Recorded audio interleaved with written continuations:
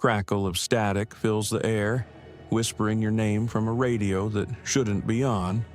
What lurks between the stations, beneath the floorboards, or in the shadows of a cursed hospital? Tonight's creepypasta horror tales will chill your soul. Stay tuned. These scary stories might keep you awake long after the lights go out. The first time I heard the voice on my radio, I thought it was just interference from another station. Now I know better. I work the night shift at a small-town gas station just off Route 16, about 30 miles from anything resembling civilization. The kind of place where the fluorescent lights buzz overhead like dying insects, and the only visitors between 2 and 5 a.m. are long-haul truckers with 1,000-yard stares. The monotony would drive you insane if you let it, so I always bring my old portable radio to keep me company. That night, a storm had rolled in, turning the sky an unnatural shade of purple-black. The rain hammered against the windows like impatient fingers demanding entry. The radio reception was terrible, mostly static with occasional fragments of late-night talk shows cutting through the white noise. I was restocking the cigarette display behind the counter when I first heard it. A voice, unnaturally clear amid the static, speaking directly to me. "Hello, Thomas. I can see you." My hands froze mid-motion. Nobody calls me Thomas except my mother, and she's been dead for 3 years. Everyone else knows me as Tom. I reached for the radio to change the station, but before I could touch the dial, the voice continued.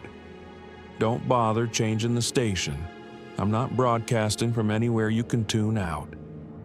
A cold sensation slithered down my spine like melting ice. The fluorescent lights overhead flickered, casting momentary shadows that seemed to move independently of any objects in the store. "Who is this?" I asked, feeling ridiculous for speaking to a radio. The static intensified, crackling with a sound like distant laughter. "Someone who's been watching you for a very long time, Thomas. I'm between stations, between places, between worlds." The security camera in the corner of the store, the one that hasn't worked in months, suddenly blinked its red recording light. Once, twice, 3 times. "What do you want?" My voice cracked embarrassingly. "Company," the voice whispered, so close it could have been speaking directly into my ear. I whirled around, but the store was empty. It gets lonely here in the static. The temperature in the store plummeted. I could see my breath forming clouds in front of my face. The radio continued, the voice growing more distorted, stretching and compressing like taffy being pulled. "I've been watching you for weeks, Thomas. Every night shift, every cigarette you steal when you think no one's looking, every time you doze off when you should be working, I see it all from the static." My heart pounded against my ribs. How could it know about the cigarettes? "You're nothing," I said, trying to sound brave. "Just interference." The lights went out completely then, plunging the store into darkness save for the faint glow of the radio dial. In the reflection of the store windows, I saw something standing behind me. A figure composed entirely of television static, its outline vaguely human but constantly shifting and reforming.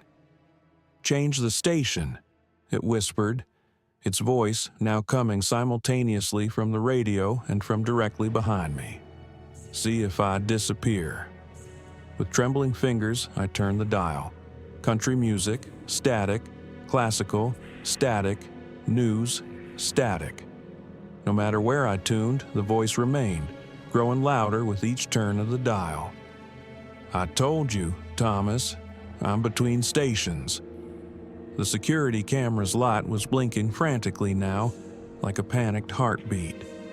The static figure in the window's reflection took a step toward me. "Let me in, Thomas. Let me out of the static. I've been alone for so long. I felt a hand on my shoulder, not a physical hand, but a pressure made of pins and needles, like when your foot falls asleep. The sensation spread across my back, my neck, my skull, until my entire body tingled with painful static. The radio display suddenly flashed a series of numbers, 91.3 FM, a frequency we don't have in this area. With the last of my willpower, I turned the dial to 91.3. Perfect silence filled the store. The lights flickered back on. The feeling of static across my skin disappeared. The radio displayed 91.3 in glowing green numbers, but produced no sound at all. That was 3 weeks ago. The radio remains tuned to 91.3, a station that doesn't exist. I've tried turning it off, but it powers back on by itself. I've tried breaking it, but the next day it's always fixed, sitting on the counter when I arrive for my shift. Last night, as I was closing up, I noticed something in the security footage. The camera is working now, has been since that night, and in the recordings there's always someone standing behind me. Someone made of static, someone only visible in reflections and recordings. And sometimes, when no customers are in the store and the night is very quiet, I hear a whisper from the silent radio. I'm still here, Thomas, still watching, and one day you'll turn the dial again. If you enjoyed this creepy tale, don't forget to like this video, subscribe to Dark Veil, and leave a comment telling us about any strange voices you've heard on the radio late at night. Sweet dreams, listeners. I never should have answered that unknown number. Now, the countdown can't be stopped, and I'm running out of numbers. It started with a call at exactly 3:33 a.m. My phone's harsh ring jolted me awake, its blue light illuminating my darkened bedroom. Unknown number. Against my better judgment, I answered.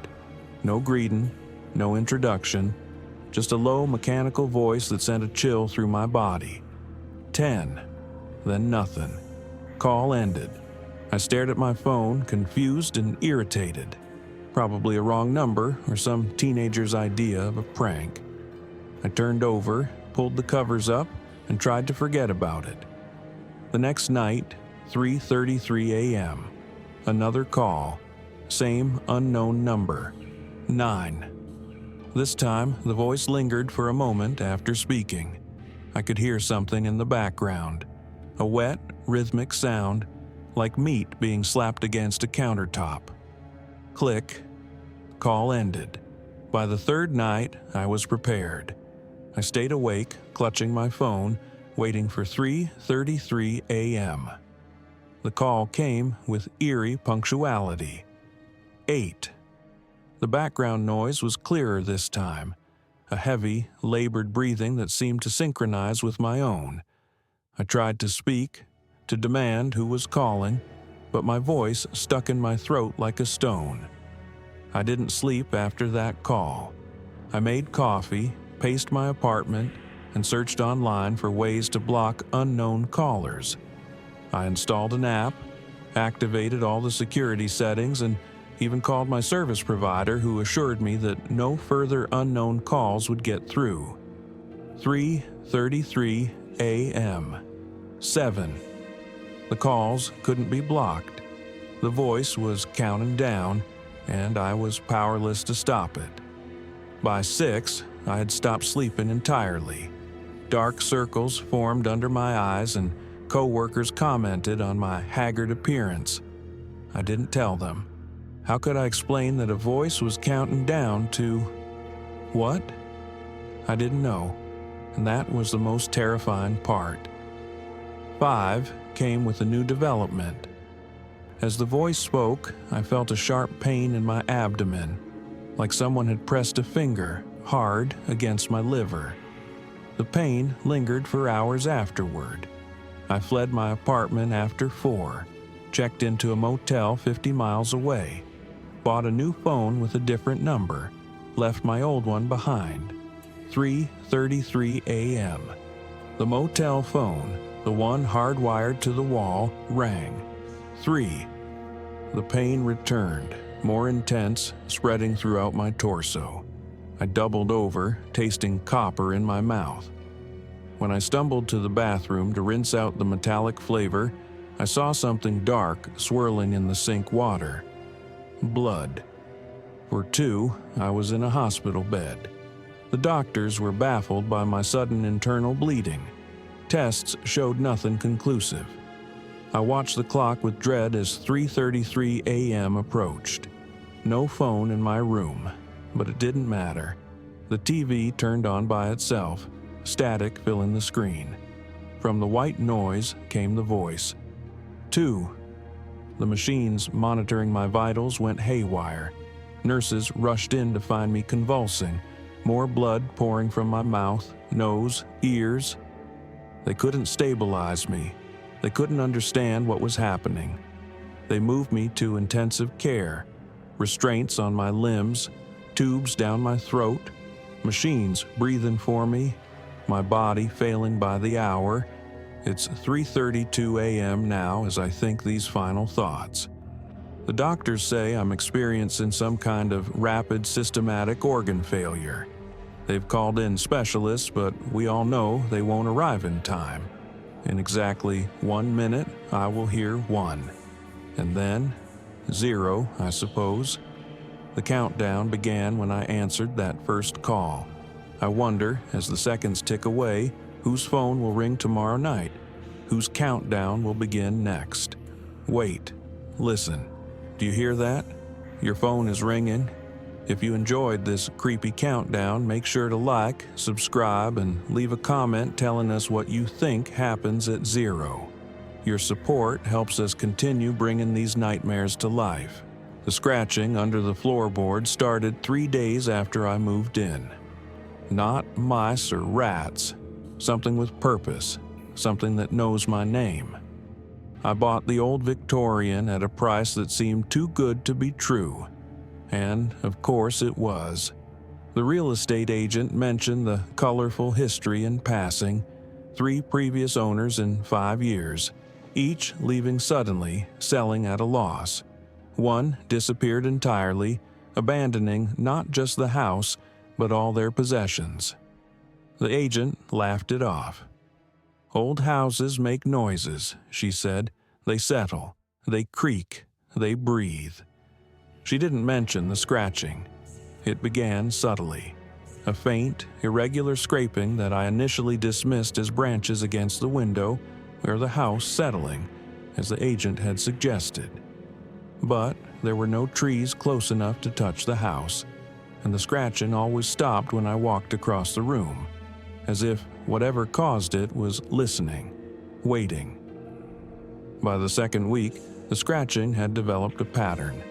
3 long scrapes, followed by 2 short taps, over and over, not random, deliberate, like Morse code, if I could only decipher it. I tried addressing it directly one night, feeling foolish but desperate. "What do you want?"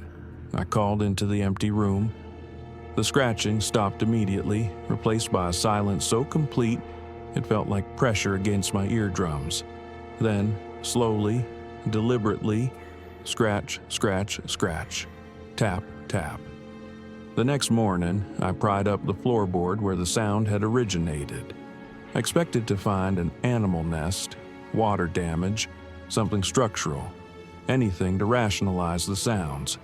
Instead, I found hundreds of small tally marks carved into the underside of the board, grouped in sets of 5. Beside them, scratched more deeply, my name. Not just any name. My name. Daniel. A name I hadn't disclosed to the real estate agent, that appeared nowhere in the purchasing paperwork where I'd used my legal first name, James. I slammed the floorboard back down and nailed it in place with trembling hands. That night, the scratching returned. Louder, more insistent, moving around the room as if searching for a way through. I lay in bed, rigid with fear, as it circled methodically. When it finally stopped, directly beneath my bed, I held my breath. A whisper rose through the floorboards, so faint I could almost convince myself I'd imagined it. "Daniel, let me out." I fled the room, sleeping on the couch for the next 3 nights. The scratching followed. Not immediately, but within hours of wherever I settled. Always beneath me, always followed by that same whispered plea. I began researching the house's history beyond the real estate agent's vague, colorful description. The local historical society had records dating back to the house's construction in 1887. Nothing unusual until I reached 1956. The owner then, a doctor, Harold Winther, had been a psychiatrist who lost his license for unethical experimental treatments. He continued practicing illegally from the house, the record suggested, specializing in subterranean therapy for severe mental disturbances. The Historical Society file included a faded photograph of Dr. Winther standing proudly before the house. I nearly dropped it when I saw his face. It was like looking in a mirror. The same deep-set eyes, the same slightly crooked nose, the same dimpled chin. We could have been twins, separated by nothing but time. That night, as the scratching began its nightly ritual, I finally understood the pattern. D-A-N-I-E-L in Morse code. Over and over. I returned to the loose floorboard, prodding it up despite every instinct screaming against it. The tally marks had multiplied since I'd last looked, fresh ones scratched into the wood. Below them, a new message. I am you. As I stared, frozen, a pale, dirt-encrusted hand thrust up through the narrow gap, grasping at the air. I scrambled backward with a shout, watching in horror as fingers, my fingers, clawed at the opening, trying to widen it. The face that appeared in the gap was covered in dirt and contorted with desperation, but unmistakably mine. "Please," it whispered with my voice, cracked and dry. "He put me down here. He's done it before. He'll do it again." I slammed the floorboard down on those reaching fingers, nailing it shut again with countless nails, my hands shaking so badly I hit my thumb twice. That was yesterday. Today, I found old newspaper clippings online about Dr. Winther's mysterious disappearance in 1964. The new owner reported hearing strange noises from beneath the floors but found nothing when they looked. The scratching never stops now. It follows me from room to room, D-A-N-I-E-L. And sometimes, when the house is completely silent, I can hear a voice, my voice, counting tally marks below. I think I know what happened to the previous owners now. They didn't leave. They're down there too, waiting for their replacements to join them. And as I write this, I feel a strange compulsion drawing me toward the basement, toward the dirt floor that has never been paved, toward a shallow grave that's been waiting for me for longer than I've been alive. The cycle continues. The house breathes, and beneath the floorboards, something with my face is scratching its way toward freedom.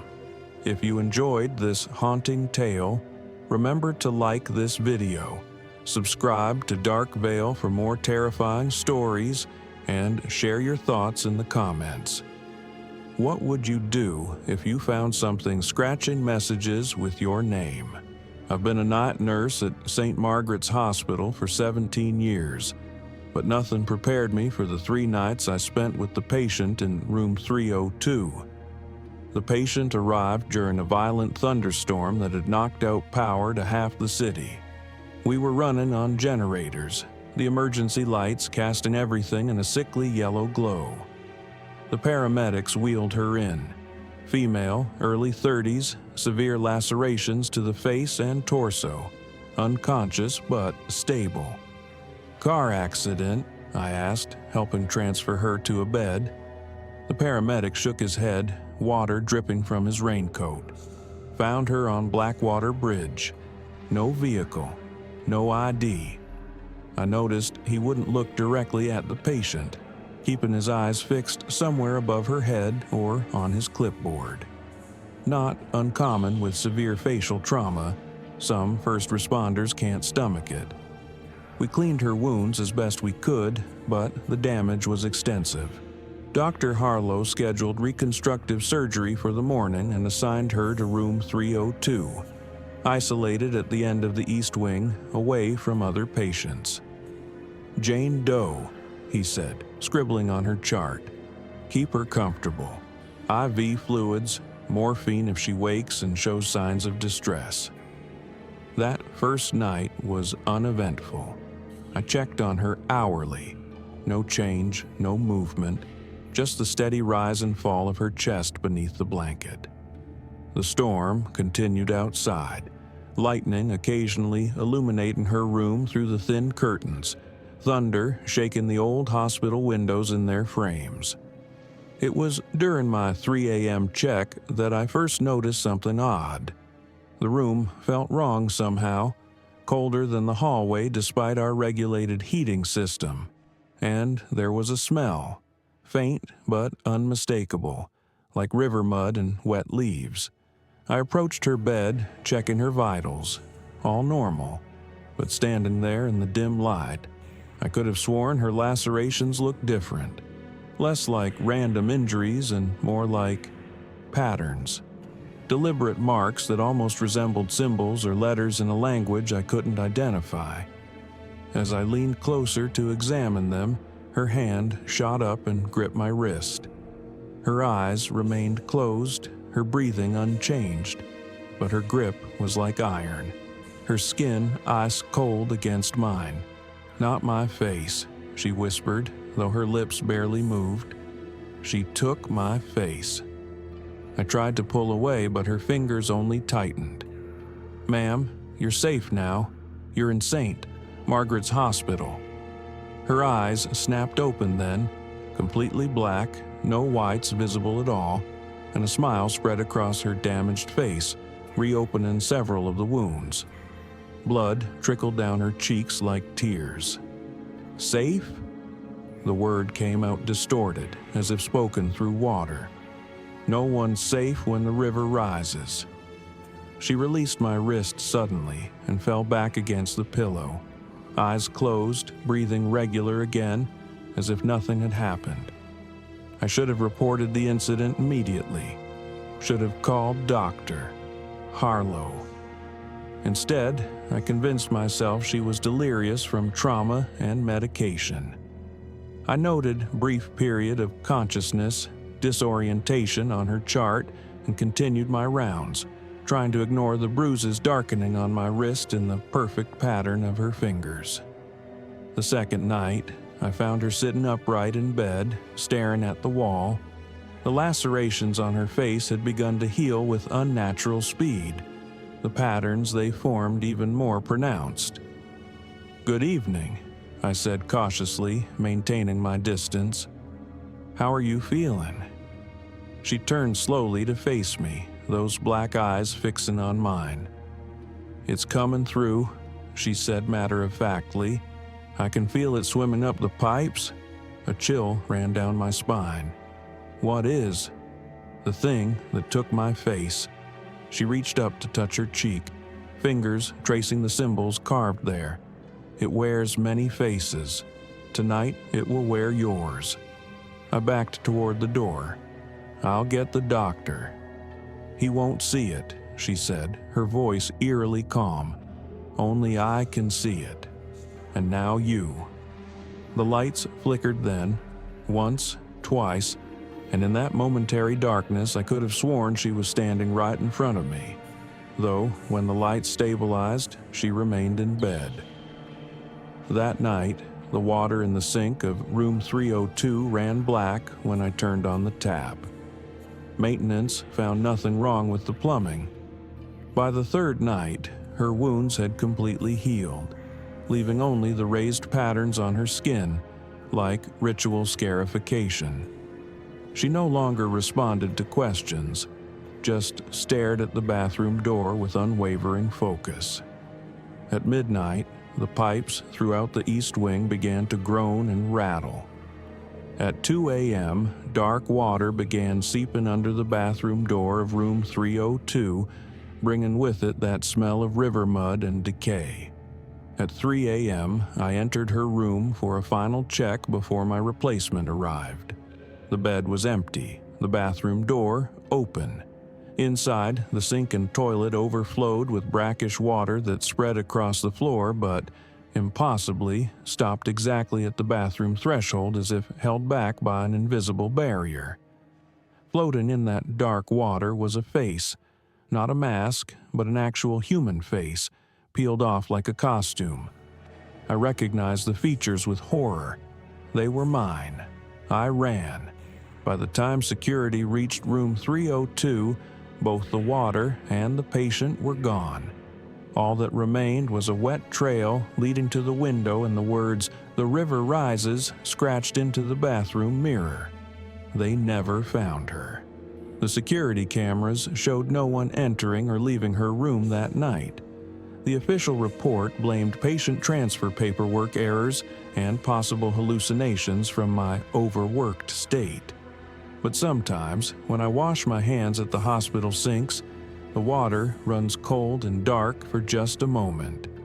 And in reflections, windows, mirrors, polished surfaces, I occasionally catch a glimpse of someone standing behind me, wearing my face better than I do, black eyes watching, waiting for the river to rise again. If you enjoyed this spine-chilling story, don't forget to like this video, subscribe to Dark Veil for more terrifying tales, and tell us in the comments if you've ever felt like someone or something was wearing your face.